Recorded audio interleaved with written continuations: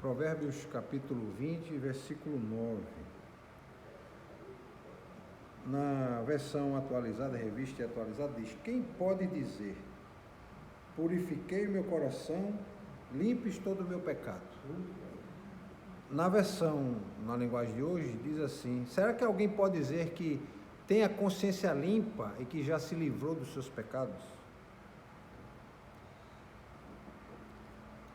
O que esse provérbio está abordando é a questão entre a consciência humana e a sua relação com a pureza, né? Em relação ao pecado. E o pecado é aquilo que eu disse para vocês. A Bíblia dá o nome de pecado aquilo que é uma doença. Se você olhar, o pecado é uma doença. E é uma doença que mata. E ela, além de ser uma doença que mata, ela é responsável por desencadear um monte de outras doenças. O indivíduo morreu do coração, né? Ataque cardíaco. Consequência do quê? Do pecado. Morreu de um AVC. Consequência do pecado, dessa doença que alterou a nossa genética. A Bíblia dá o nome de pecado, mas o pecado é uma doença que alterou a genética do homem e o homem morre. Então, esse provérbio está fazendo essa relação. A primeira parte do provérbio fala sobre essa questão de quem pode dizer, purifiquei meu coração. Ele faz essa pergunta. E veja só, é aquela chamada pergunta retórica. É a pergunta que o indivíduo faz, mas ele sabe a resposta. E ele quer levar a reflexão de todos, né? Purifiquei meu coração, estou livre do meu pecado. Quem pode fazer essa pergunta? Quem pode dizer isso?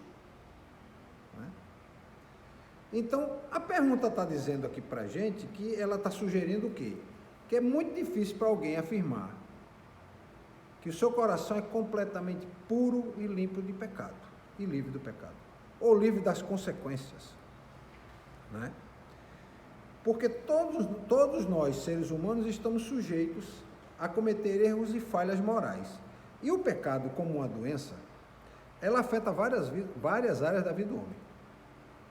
A questão moral, a questão existencial, a questão psicológica, a questão emocional, a questão física, a questão mental.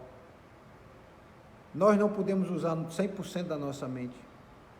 Estamos limitados a usar 2 ou 3% da capacidade da nossa mente. Problemas psicológicos.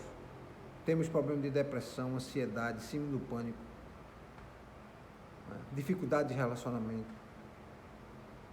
Então, vários fatores que afetam a vida do homem e são consequências dessa doença.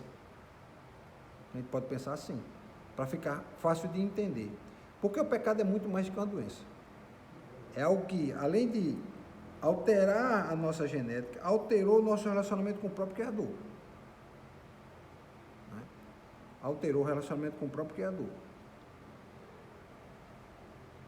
Na segunda parte,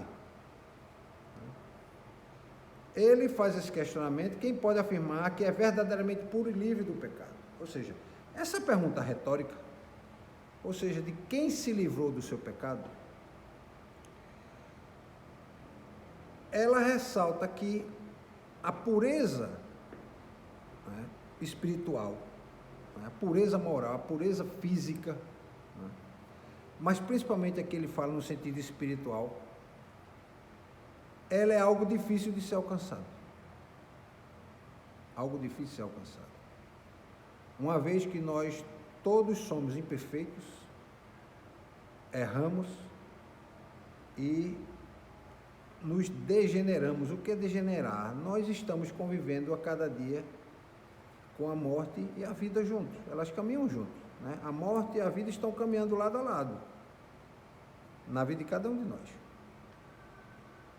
Disso ninguém pode fugir. Isso é inevitável, né?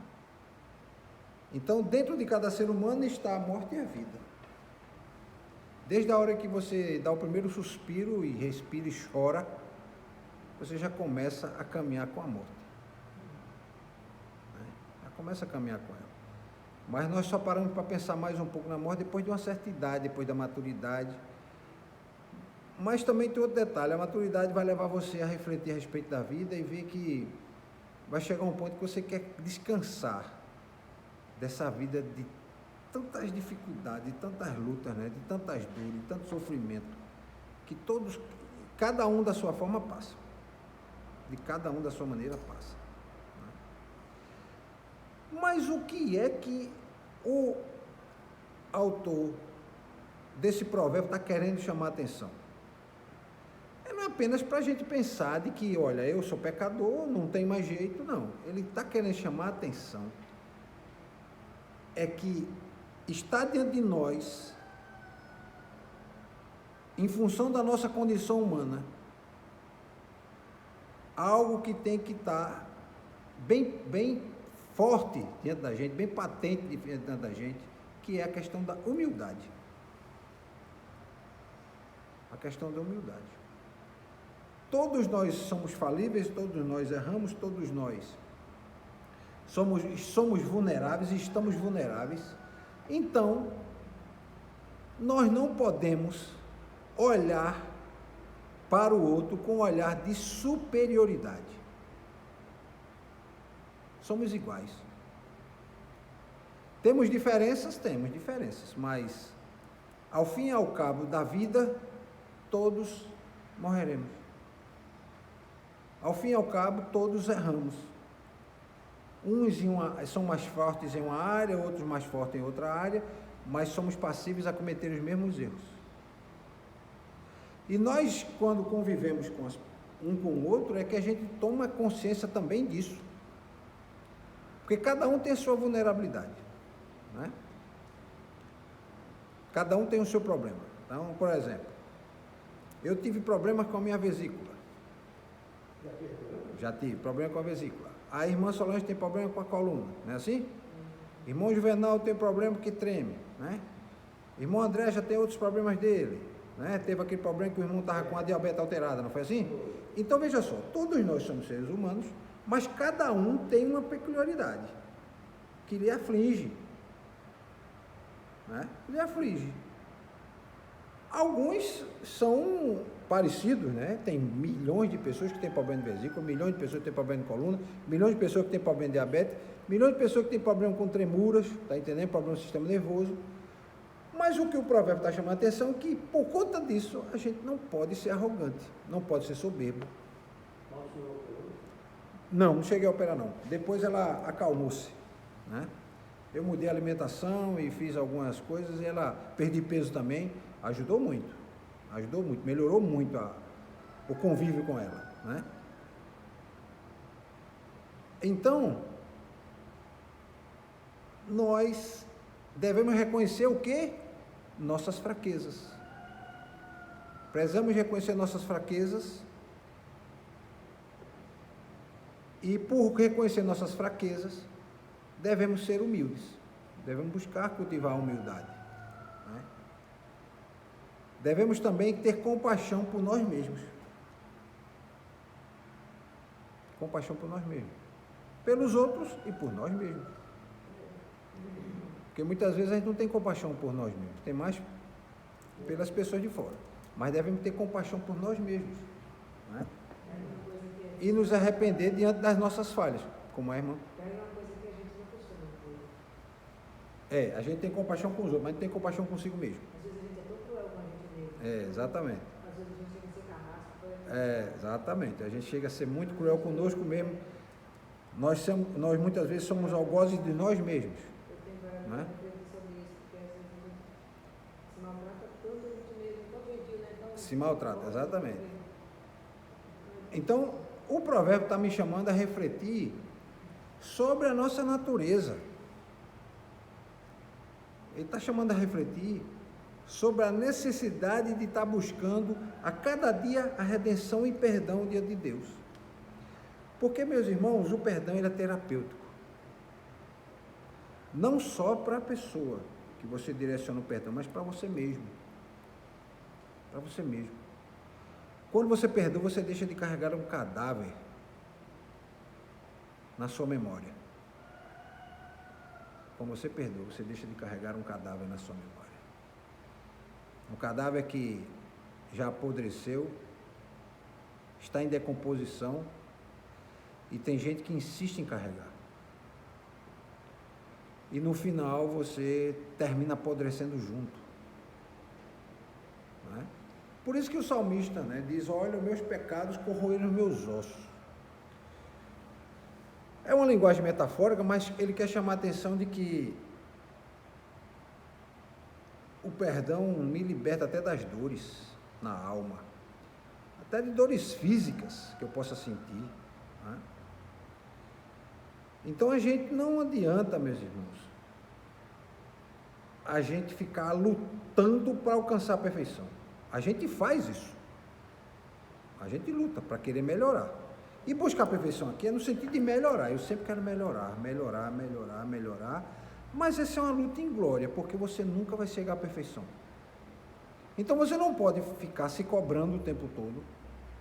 Por ser cada vez melhor, você tem que ter essa consciência de que você tem limitações. De que você não pode ser igual ao outro, mesmo tendo a mesma natureza. Porque há habilidades em você que outros não têm, há habilidades que outros têm que você não tem. Então, embora a gente lute para alcançar a perfeição, a gente tem que ter também a consciência de que é preciso reconciliação, muitas vezes consigo mesmo. A gente precisa se reconciliar conosco mesmo. Quando a gente se reconcilia consigo mesmo, a gente começa também a ter satisfação naquilo que a gente tem, independentemente da condição que você esteja. Porque, meus irmãos, podem ter alguém rico e insatisfeito, e na maioria das vezes estão. Na maioria das vezes estão insatisfeitos. Têm riqueza, mas estão insatisfeitos. Porque ele sempre, é natural do ser humano sempre se comparar com o outro. Ele sempre se compara com alguém. E sempre tem alguém que tem um pouco mais. E se ele ficar naquela luta de querer passar o outro, né, nesse centro de competição que muitas vezes a gente tem, ele pode não chegar lá, então ele vai se frustrar. E ele se frustrando, ele vai começar a ter essa luta interna de frustração e de ressentimento, né, e muitas vezes não perdoa nem a si mesmo. Nós temos que perdoar nossos erros. Não é perdoar só o erro dos outros. Os nossos erros, nossos próprios erros que nós cometemos, nós temos que perdoar nós mesmos. Que é uma coisa que você não vê as pessoas falarem. É preciso o indivíduo perdoar a si mesmo. E é algo difícil, exatamente. É algo porque a nossa própria mente, por conta da nossa natureza caída, ela fica trazendo à memória imagens de coisas que desgastaram você, que machucaram, tá? Que ainda faz você sofrer. Mas se você tem consciência de que você tem limitações, que você tem fraquezas, que você tem vulnerabilidade, que você é falível, você consegue conviver bem com essa situação. Então é preciso arrependimento e ter uma vida alinhada, né, com princípios morais e espirituais. Está alinhado com os princípios morais e espirituais. Tá certo?